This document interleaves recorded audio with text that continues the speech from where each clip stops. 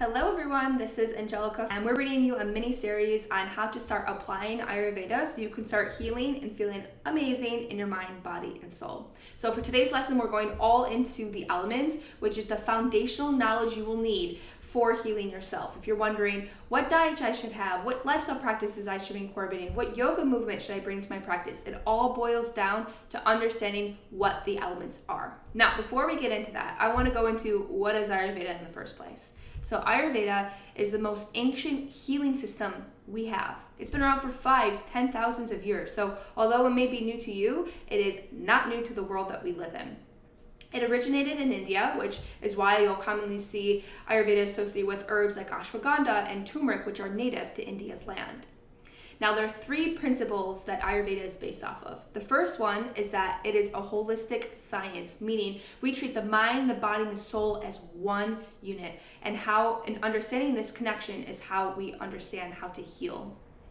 Number two, we find the root cause of the imbalance. So Western medicine is really good at treating the symptom, what is looking on the surface, and Eastern medicine, specifically Ayurveda, treats the root cause. Well, why did that symptom occur in the first place? And what was our first indicator of when we started to feel out of balance? And like a detective, we determine what that root cause of the imbalance is so that we can heal on a really deep level and eliminate any other symptoms from popping up because we were able to get down to the first symptom that caused it in the first place.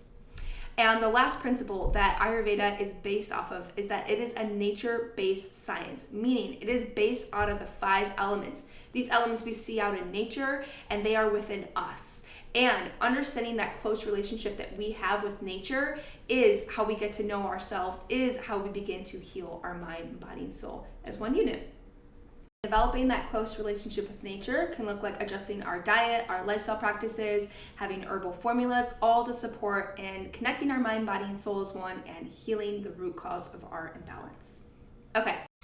Okay, so let's get into what these magical 5 elements are because they truly are so magical. If you have a pen and paper, I recommend writing these down. Going from gross to subtle, we have 5 elements in Ayurveda. It is earth, water, fire, air, and ether. And our best way to understand what these elements are, because I know that can feel kind of esoteric to be talking about elements, is to understand how nature is completely exemplifying these elements. Nature is our best teacher. So let's start with the earth element. Where do we see the earth element the most in nature? In mountains, in trees, in soil, and grass. And what does mountains teach us? That they are stable, that they are strong, that they have really strong foundations. Let's talk about a tree and how it builds its roots. And that deep connection of its roots helps to support all the other trees because it helps to carry all those nutrients and water and they begin to communicate with each other. So there's this supportive, communicative, and nurturing quality that we have with the earth element. Makes sense, right? Let's go on to the water element. So think about your nearest body of water, whether that's a pond, a lake, or an ocean. Look and observe the water. It is adaptable. It'll keep flowing no matter what. It is calm, it is soothing, it is cleansing, and it is nurturing. Think about something as simple as taking a sea salt bath. We feel totally cleansed after energetically and physically, but at the same time, we feel really held and nurtured, and it's one of our favorite acts of self-care. Okay, let's go on to the fire element, one of my favorites. And picture a blazing campfire, that heat that's coming from the flames and that smoke. And there's this clarity that happens when we really stare into the flames. It's the same reason why everyone gathers around the sunset and looks at the sun and it's blazing hot. That has that fire element to it and it gives us great clarity. It brings transformation. So we could be having that dull, heavy energy, and when we incorporate that fire element, it is able to burn away those impurities. Think about how wood burns away that newspaper or those fire starter logs, and it transforms into fire, into something totally different in this creative energy. That is the fire element. Okay, now on to the air element. How do we experience the air element? So think of that cool breeze that comes to us maybe on a warm, hot day, or if you live somewhere that's really cold and you get that big gust of wind that comes in kind of out of nowhere, but that feeling of the wind or that breeze. It's this light feeling that comes to us, and it comes in a moment of inspiration, almost that spontaneous action that it happens, and that gives us our creativity, and it gives us this lightness about us that keeps us mobile and in this movement to be able to generate and create more ideas. And now for our last element, which is ether. Ether is the hardest to understand because the most subtle element. So we want to think about ether as the space connecting all the other elements together. And my favorite way to explain this is by understanding how the elements live within the body. So earth is clearly our organs and our skin and our bones, everything that you can feel. Our water element's going to be the chyle and the chyme and the plasma in our body.